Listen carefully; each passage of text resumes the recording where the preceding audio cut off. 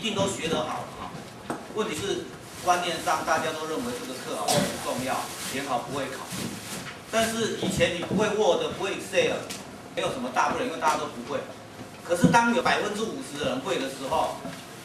那你不会就有点严重，对不对？那现在程式设计也面临同样的情况，我现在就开始担心说，等你们有一天惊觉到说需要会程式设计的时候，你的学弟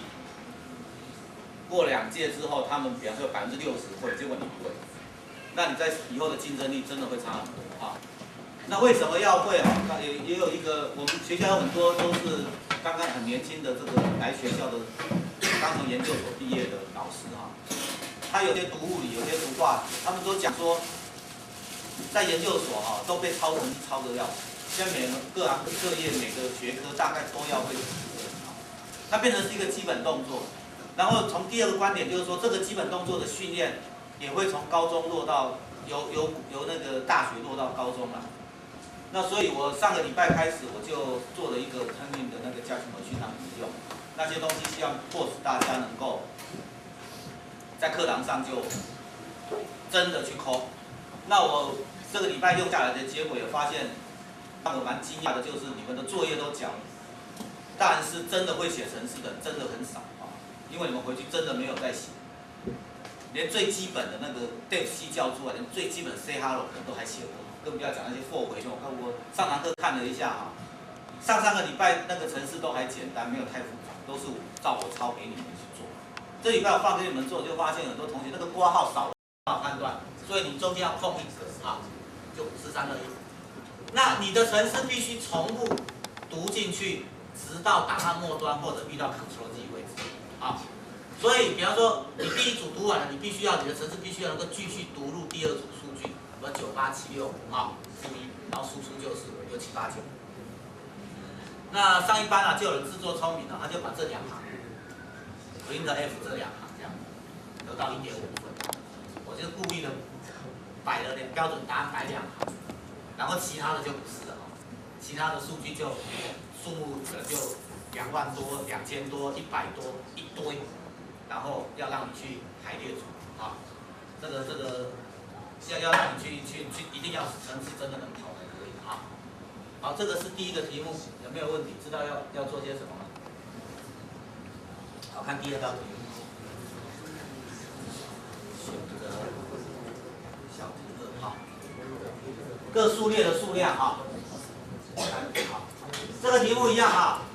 从写一个 C 呢，从标准输入取得一系列正整数，直到档案末端或 Ctrl V 为止。这一次就是从头一直读，把所有的数目之中读进来，读完了之后呢，你必须要从小到大输出个数的数量，就这样子。那比方说，我给你的数列是1122335555559991，那你出来1有3个，那就写13；2有2个就2233449由小到大这个是123459。如果个数是0的，我刚才讲的就是那种，如果今天是属于那种稀松阵列的话，0的部分不要印出来你一定要印紧密的部分，把有值的才印出来这是第2道题目。我们的最大个数不会超过1万的，也就是说我喂给你的资料不会超过1万然后最大的值不会超过1000。也就是说，这个数目字这里面数目字不会超过1000。这个题目有没有问题？跟课本的差不多不过你不要照抄，没有课本的那么难，这个题目比课本那个还简单。再看下一题，这一题25分刚刚第一题60分第3题都一样，唯一的差别就是把它的 histogram 把它画出来。也就是说，如果是3就画3个点，2就画2个点。4就画4个点在后面，这个中间都要空一格中间都要空一格，不要把它连在一起输出这个中间都要空一格好，接下来呢，我花一点时间来看第1题的那个标准解就参考解了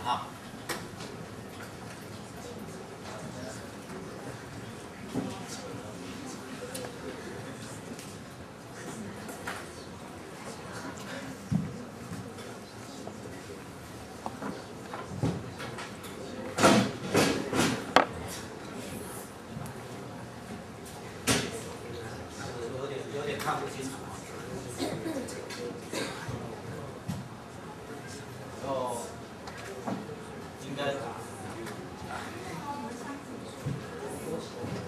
好，这个程式哈，给大家参考解哈。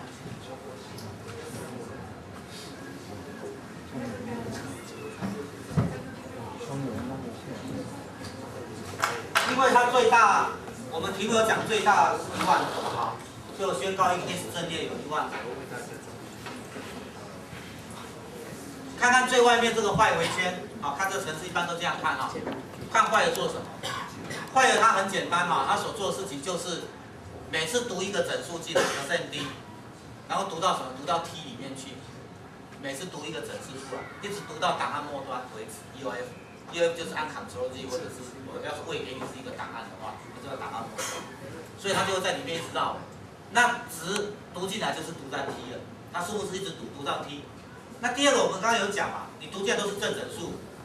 一直读到负整数为止，所以我就是如果 T 大于0，我就读进来，